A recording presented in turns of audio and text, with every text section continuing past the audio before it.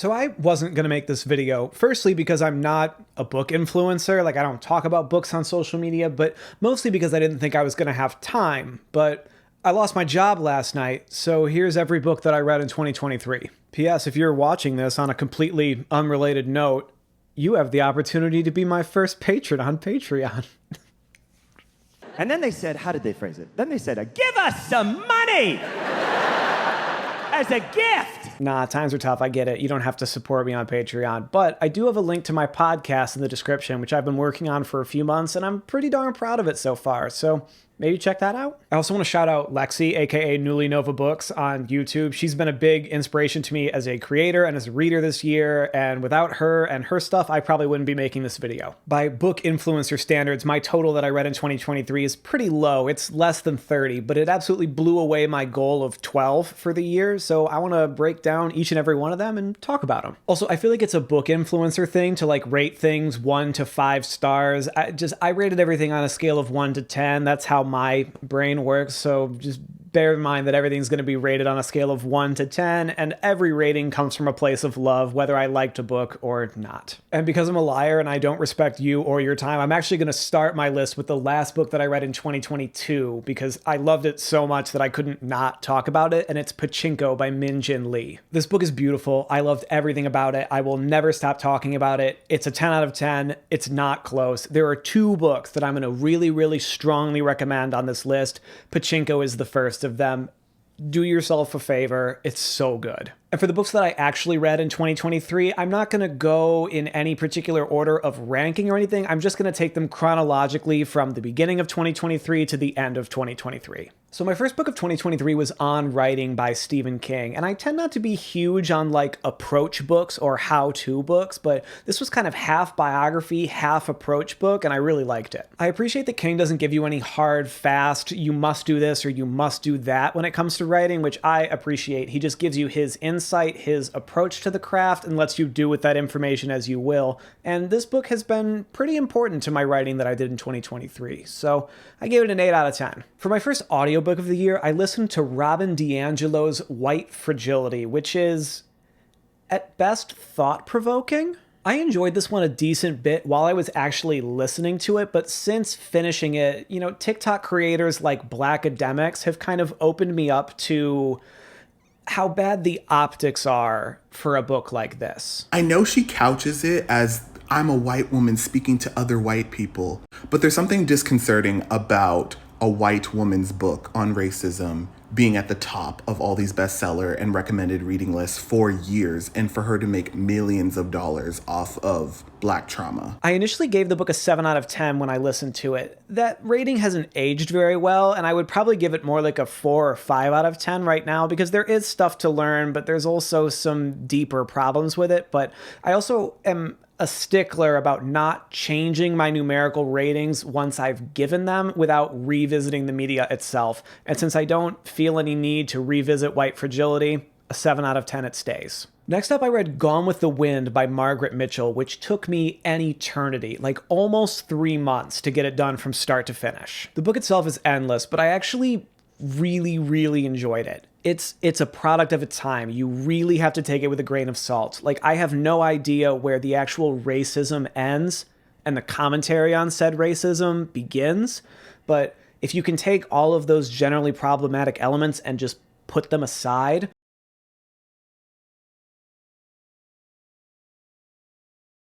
it's a really beautiful book, and Margaret Mitchell is a stunning writer, and the characters are insane. Some of the best characters that I've ever read. I ended up giving Gone with the Wind a 9 out of 10. It was an odyssey, but it really was an incredible book, and I would recommend it, problematic elements aside.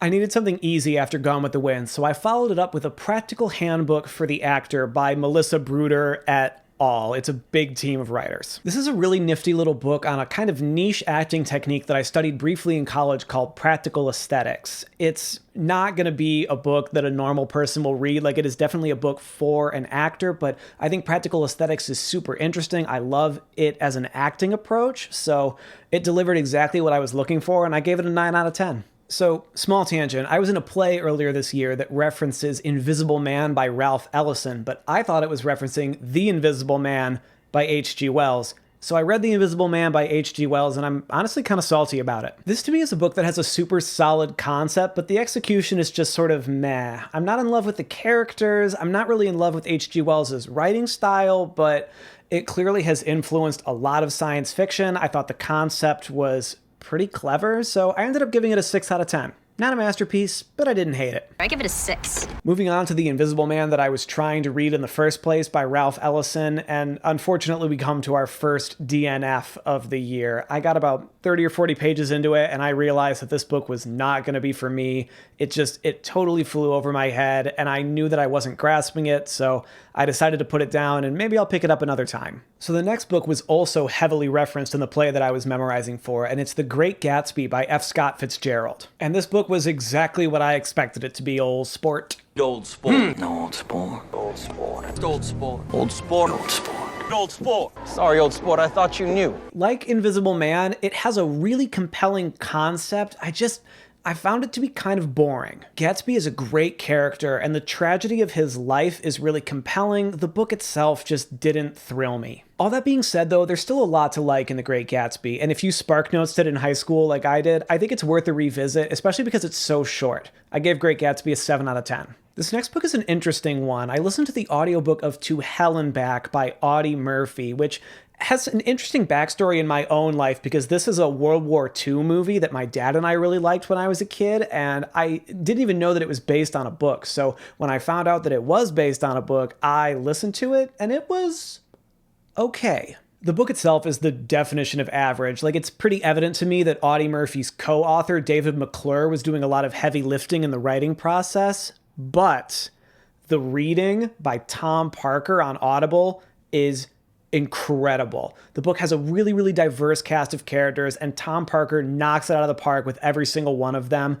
He took what was probably a 4 out of 10 book and made it a 6 just by sheer brute force. Kindness and Wonder by Gavin Edwards is a book that I stumbled across on Twitter, of all places, and it was actually lovely. It's a biography about Fred Rogers, and I absolutely tore through it. I laughed, I cried, and it gave me a ton of really incredible insight into the amazing career of Mr. Rogers. And I would also strongly recommend following up Kindness and Wonder with the documentary Won't You Be My Neighbor, which also follows the life and career of Fred Rogers, and the two make a great double feature. Fred Rogers was an incredible human, and his work deserves to be appreciated and emulated. I gave Kindness and Wonder an 8 out of 10. Moving on to the book that surprised me the most in 2023, it's Matthew McConaughey's autobiography, Greenlights. I'm going to tell you right now, you absolutely have to listen to this book. Reading it is not good enough. McConaughey reads it himself, and he is having the time of his life. I had so much fun listening to this book, and I have not stopped talking about it. I gave it a 9 out of 10. Next on the list is Bringing Down the House by Ben Mesrick, which follows the MIT blackjack team through the card-counting revolution of the 1990s. This was a book that was neither bland nor thrilling. It wasn't too difficult to read, and I got through it pretty quick. My main gripe with this book is that I wish it had chosen to be either entirely factual or entirely fictitious, because the blend of fact and fiction is confusing.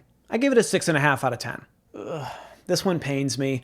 I wanted to like Dave Grohl's The Storyteller so much, but I didn't. Dave Grohl seems like one of the coolest dudes in the entire world, but his writing is cliched, unsophisticated, and full of like weird superlatives and first name fucking last name, like John fucking Mayer. Like every time he drops a different name, he says first name fucking last name, and it's tiring. I also found his reading of the audiobook to be weirdly stilted and monotonous, which strikes me as strange because the dude is so funny and so interesting in interviews, and I don't understand the disconnect. He goes up, he's like, ladies and gentlemen, Foo Fighters. The book itself is kind of scattered and disorganized, and by the last 100 pages or so, it just kind of devolves into an elaborate series of name drops, like just cool people that he's hung out with throughout his life, and I just didn't love it. I gave it a 5 out of 10. Better luck next time, Dave. The next audiobook that I listened to is Tears of the Silenced by Misty Griffin, and I'll let you know right now, this one is not for the faint of heart. An autobiography about her life with and eventual escape from the Amish, the story is engaging, heartbreaking, and incredibly honest. I came away from this book thinking that Misty Griffin is a really brave person, and I'm super glad that this book exists because it's important. I'll warn the prospective reader to do their research on the content of this book before they read it, because though some of the more graphic details are removed removed in the newest edition, it could still be triggering to you. I really liked it. I gave it an 8.5 out of 10, but I encourage you to do your research before you read it. Next up is my favorite book of the year, and it's not even close. It's The Covenant of Water, written and narrated by Abraham Verghese. This is one of the best books that I've ever read, and at 800 pages and 35 hours long on audiobook, I could not believe how much I didn't want this book to end. Stunning prose, profoundly human characters, romance, and heartbreak, full of twists and turns. I would murder to be able to listen to this book for the first time again. My only warning is that for readers with a weak stomach like me, this book can get pretty graphic. There's detailed descriptions of surgery, infectious diseases, there's just a lot of content that Abraham Verghese doesn't pull any punches in describing, so keep that in mind before you read. I would also strongly recommend listening to this book. As it takes place in South India, listening to a native speaker say the names of characters and cities, as well as phrases in Malayali, really enhanced my enjoyment. I loved everything about this book. I will never shut up about it. It's a 10 out of 10. So I read Dune by Frank Herbert a few years back, but after Denis Villeneuve's 2021 film adaptation became pretty much my favorite movie of all time, I wanted to revisit it. For a book written in the 1960s, I am stunned by how imaginative and forward-thinking it is. It's abundantly clear to me that it's one of the most important pieces of science fiction in history because its impact is felt all throughout the genre to this day. That said though, it's definitely not perfect. Frank Herbert's prose is utilitarian, the lore is dense, and there's so much jargon that there's literally a glossary of terms at the back of the book. It's an excellent novel, but it definitely takes some effort to get through, so for that reason I gave it an 8 out of 10. Speaking of effort to get through, I'm bracing myself for when the Dune fans come for me for what I have to say about Dune Messiah and Children of Dune. For as short as it was, Dune Messiah was a slog, and I didn't like it much. My prevailing thought was that Dune could have been 100 pages shorter, and Dune Messiah could have been 200 pages shorter, and they could have just been one big book that would have been better than two separate books. That might be blasphemy to some, but that's what I thought. I gave Dune Messiah a 6 out of 10. And I'll be real with you, I got about 50 pages into Children of Dune after I finished Dune Messiah, and I quit. There wasn't one thing in particular that made me not want to finish it. I just felt like the series was about to go off the rails in a big way, and I wasn't on board for it. I ended up just watching a YouTube video that summed up the rest of the series, and I honestly feel like I saved myself a lot of time, and I kind of dodged a bullet.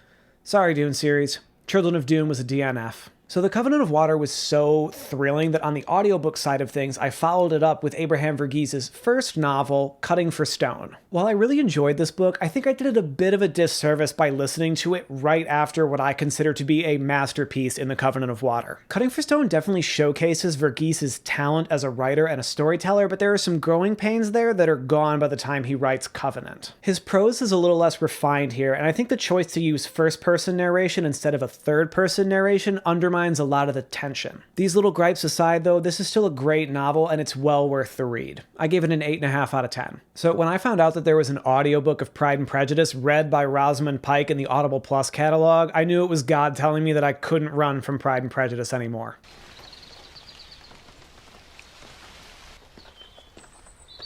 I love the 2005 movie so much. I'm just really bad at reading talky British books from 200 years ago, so having a cast member from said beloved 2005 movie there to read the book for me was just what I needed. The long story short is that Rosamund Pike is a brilliant reader. I just think the story is still kind of boring. I understand why it's iconic, I still really enjoyed it, but it is also a little bit boring. I gave it a 7 out of 10. After finishing Pride and Prejudice, I decided that I wanted to find the most different book that I possibly could, so I listened to Cormac McCarthy's No Country for Old Men. This is one of those books that would absolutely be a home run if it hadn't been adapted into one of the greatest movies in the history of film. What's the most you ever lost on a coin toss? Sir? The most you ever lost on a coin toss.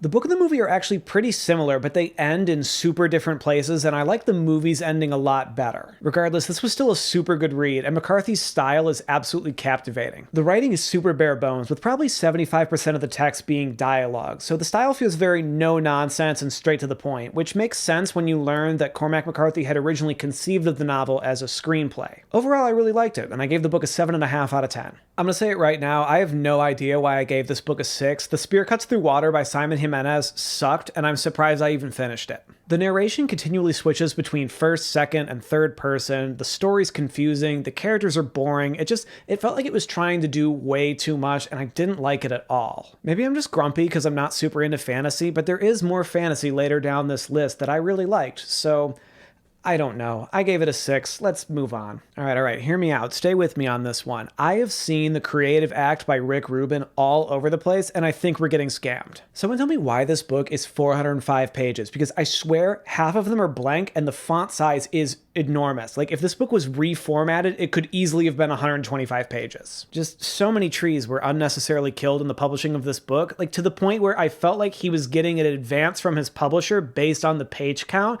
and he was just trying to make the book as long as possible. In terms of the content of the book, it's not bad. Like, there's some legitimately great advice for creative people in there, but also Rick Rubin decided not to get his appendix removed, nearly died, and seems proud of it for whatever reason. I don't know. This book makes me think of that guy on TikTok who makes videos of himself with like a toothpick in his mouth. I've decided to become a toothpick guy, which is of course going to be very rough for my friends and family as I develop the most important skill a toothpick man can have, which is of course dispensing wisdom in the form of folksy, nonsensical parables like Jesus Christ if he were to be hit in the head with a shovel. Rick Rubin strikes me as a toothpick guy. I don't know. I feel like if this book had been a little more concise and contained fewer folksy, nonsensical parables, it probably would have been a 9 out of 10. But instead it's a 6.5. So this was a year of relatively long books for me, but The Way of Kings by Brandon Sanderson was a whole new ballgame. This was my first Brandon Sanderson book, which is perhaps overly ambitious of me, but I'd heard so many great things about this book that I had to check it out for myself. Like I said when I was talking about The Spear Cuts Through Water, I'm not a big fantasy guy, and this book almost defeated me on a number of occasions, but my patience was rewarded. Sanderson's lore is extremely dense, and his prose isn't terribly romantic, but the dude has an absolutely unparalleled imagination. This book is the slow burn to end all slow burns, but when I actually understood what was going on and I got to the good part, this book sent me to space. I reiterate that this book is not for the faint of heart, but I really do think Roshar is a world worth exploring. I gave it an 8.5 out of 10. Klara and the Sun by Kazuo Ishiguro was my early October physical book, and it was the exact palate cleanser that I needed. With all the fantasy and nonfiction I was reading, this near-future, quasi-dystopian exploration of robots, AI, and the human soul came at the perfect time for me. I wasn't over the moon about it, but it was a quick, self-contained read that explored some heady themes and really made me think. The narrative approach is a little unusual and might not land with every reader, but I quite liked it and I gave it a 7 out of 10. I was on a bit of a robot kick after Klara and the Sun, and I decided to start The Body Scout by Lincoln Michel. This one had a super promising concept, but I hated the writing so much that I quit after about the first 40 pages. A dystopian future murder mystery about robots and baseball had all the potential in the world, but I politely hated it. This was a DNF for me. After the disappointment that was The Body Scout, I decided to pick up a short story collection by my all-time favorite sci-fi author, Cixin Liu. If you're not familiar, Cixin Liu wrote the Remembrance of Earth's Past trilogy, or the Three Body trilogy, which is one of my favorite series of all time. The Wandering Earth is a collection of short stories that predates the Three Body trilogy, and that makes it kind of tough to evaluate. The stories themselves are pretty good, but a lot of the themes that are explored in those stories are explored so much more thoughtfully and thoroughly in the Three Body trilogy that it doesn't make The Wandering Earth age particularly well. The Wandering Earth is still a super solid read. I would just recommend that it be the first thing of Cixin Liu's that you read. I gave it a 7 out of 10. Moving back to Brandon Sanderson and the Stormlight Archive, my next book was the second installment of that series, Words of Radiance. Like The Way of Kings, this book is brilliant and imaginative in ways that I didn't even know were possible, but it is so long. As I film this video, I'm slowly working my way through the Oathbringer audiobook, and this series is so good, but there's so much going on, the books are so slow, and the page counts are absolutely baffling. Like, Words of Radiance is so brilliant, but I have to give it an 8 out of 10 instead of the 9 out of 10 that it deserves because Brandon Sanderson just can't bring himself to cut a single solitary thing. It never ends. I frankly don't even want to talk about Edgedancer, but I read it, so I have to. You should have seen the look on my face when I started listening to the opening credits of Oathbringer, and Brandon Sanderson comes on the mic and goes, "Hey, by the way, I hope you read the novella that precedes this book, Edgedancer." And I went, "What?" What? The gall, the absolute audacity of this man telling me that I have to read a novella to stay up to speed between 2,000+ page novels. I could have kicked a chair. I hate that this book exists. I hate that a quarter of its page count is just one of the interludes from Words of Radiance. I hate Lift Screw this book with all the love in my heart. I also hate what it seems like Edgedancer has started. Like now there's just going to be a novella in between every Stormlight Archive installment, and I hate that. It honestly just feels like a money grab, and I would have quit the series right then and there if I hadn't already spent an Audible credit on Oathbringer. Sorry to get so heated here. Let's just give Edgedancer a 5 out of 10 and move on, because it deserves a 0 on principle, but I'm gonna give it a 5 because I'm feeling nice. My penultimate read of the year was A Swim in the Pond in the Rain by George Saunders, and I really wanted to like this book. I just don't think I'm intelligent or literary enough for it. The book analyzes 7 short stories by 4 iconic Russian authors, and I honestly don't think I enjoyed a single one of the short stories. Like, I appreciate the craft, and I can understand why Saunders holds these stories so dear. I can't pretend that I liked them. I also just tend to think that on principle, if you're going to analyze a short story, your analysis shouldn't be longer than the short story itself. Don't get me wrong, I love a good deep dive. These dives just felt verbose and shallow. I'm glad that Saunders wrote this book because I'm sure it's a really compelling read for the right reader. It just wasn't my thing. I gave it a 6 out of 10. And rounding out my list is Tomorrow and Tomorrow and Tomorrow by Gabrielle Zevin. This book had some of the most interesting and dynamic characters that I've ever encountered, with a great story to boot. If you're into video games in any way, shape, or form, this book will send you to space, and that's coming from someone who's not really into video games at all. My only gripe with this book is that as I was reading it, I had the thought, like, Gabrielle Zevin is trying kind of hard here. Like, I feel like she wants it to come across in her writing that she went to Harvard. And I Googled it, and she definitely went to Harvard. Where did you go to school? Harvard. I don't know, like, I just thought it was wild that I called that just from reading her book. I don't know, that feels like the stupidest gripe in the world, but it kind of stuck out to me. This was a great book, don't get me wrong. I really liked it. I gave this book an 8 out of 10. Like, you should go read it. It's just like, you don't have to try that hard, you know? Before I go, I need to at least mention that I started The Grapes of Wrath by John Steinbeck. I just quit in about 40 pages. I'm sure he's brilliant. I'm sure it's one of the great American novels. I just lacked the bandwidth to process such dense vernacular dialogue in a story that takes place during the Dust Bowl. Sorry, John. And that is it. That is my list of every book that I read in 2023. If you got all the way to this point, links to my Patreon, my podcast, my social media is all down in the description. And now that I'm unemployed, I'll probably see you very soon. Thanks for watching. Pause for the radiator. I'm pausing for my radiator. Radiator. I'm pausing for my radiator, 'cause it's hissing and I live in New York and there's no peace and quiet in New York. Pausing for the radiator. My radiator.